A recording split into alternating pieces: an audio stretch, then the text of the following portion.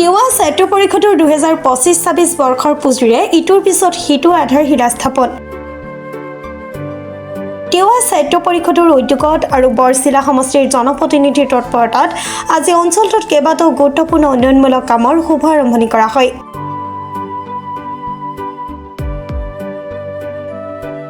তিৱা সাহিত্য পৰিষদৰ 2025-26 বৰ্ষৰ পুঁজিৰে এই আঁচনিসমূহ ৰূপায়ণৰ বাবে আজি আধাৰশিলা স্থাপন কৰে পৰিষদৰ মুখ্য কাৰ্যবাহী সদস্য জীৱন চন্দ্ৰ কোঁৱৰে। আজি মৰিগাঁও জিলাৰ বৰছিলা সমষ্টিৰ কেইবাটাও স্থানত উন্নয়নৰ নতুন জোৱাৰ দেখা গৈছে। তিৱা সাহিত্য পৰিষদৰ মুখ্য কাৰ্যবাহী সদস্য শ্ৰীযুত জীৱন চন্দ্ৰ কোঁৱৰদেৱে বৰছিলা সমষ্টিৰ জনপ্ৰিয় সদস্য শ্ৰীযুত চম্পেশ্বৰ বৰদলৈৰ উপস্থিতিত এই আঁচনিসমূহৰ আধাৰশিলা স্থাপন কৰে।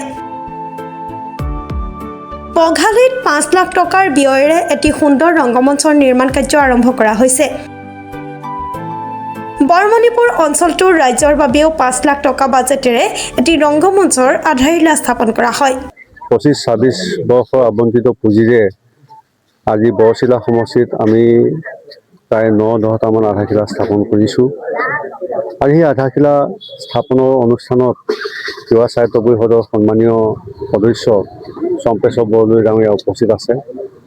আৰু আজি এই মুহূৰ্তত আহি আমি পাৰঘালি গাঁৱত উপস্থিত হৈ পাৰঘালি গাঁৱৰ কৰদৈতলী নামঘৰ নামেৰে সমৃদ্ধ বা কৰদৈতলী নামঘৰ নামেৰে বিখ্যাত এই নামঘৰত আহি উপস্থিত হ'লোঁ।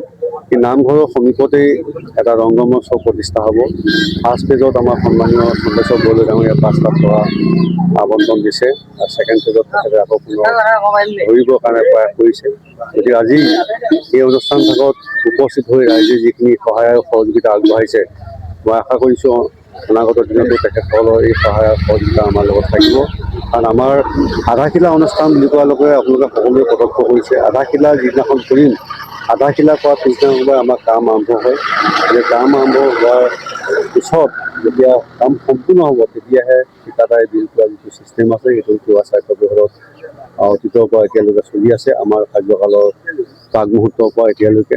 গতিকে আজি এই বৰছিলা অঞ্চলত 25-26 বৰ্ষৰ আবণ্টিত পুঁজিৰে যিখিনি আধাৰশিলা স্থাপন কৰিছোঁ, মই আশা কৰিছোঁ এই আধাৰশিলা স্থাপনৰ জৰিয়তে আমাৰ ৰাইজে ইতিমধ্যে অনুভৱ কৰিব পাৰিছে যে আমাৰ কামবিলাক আজি তাৰিখৰ পৰা সুচাৰুৰূপে পৰিচালিত হ'ব। গতিকে এই আধাৰশিলা অনুষ্ঠানত আপোনালোকেও সংগী হিচাপে প্ৰতিটো কাৰ্যসূচীত অংশগ্ৰহণ কৰাৰ কাৰণে সকলোকে মোৰ ফালৰ পৰা ধন্যবাদ জ্ঞাপন কৰিছোঁ। মৰিগাঁৱৰ পৰা বুবুনাথৰ ৰিপৰ্ট, প্ৰাতঃ টাইম ডিজিটেল। শদিয়াৰ পৰা ধুবুৰীলৈ, বৰাকৰ পৰা ব্ৰহ্মপুত্ৰলৈ সকলোৰে মাজত চিনাকি এটা নাম প্ৰাতঃ টাইম। থলুৱা ভাষা, কৃষ্টি আৰু সত্য বাতৰিৰ আধাৰত প্ৰতিষ্ঠিত খবৰ প্ৰাতঃ টাইমৰ প্ৰতিটো বা বাতৰি পুংখানুপুংখভাৱে চাবলৈ Facebook, YouTube, website, Twitter, Instagram আৰু ব্লগাৰ পেজত লাইক আৰু ফ'ল' কৰক।